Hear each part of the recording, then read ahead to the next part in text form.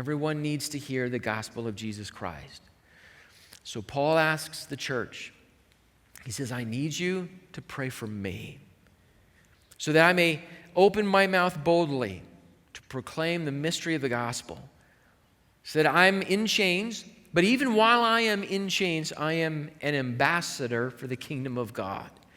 And pray that I may speak boldly as I ought to speak. So we've mentioned that prayer is a commitment to the reality and the power of God.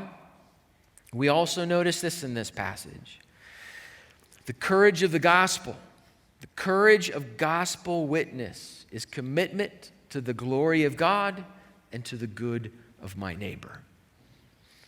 The follower of Jesus Christ wants the name of our Heavenly Father to be hallowed here on earth.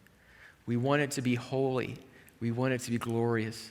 We want it to be great. So we commit ourselves in our courage. The courage of our gospel witness is commitment to the glory of God here on earth and his commitment to the good of my neighbor. So Paul, personally, he's unafraid to ask this.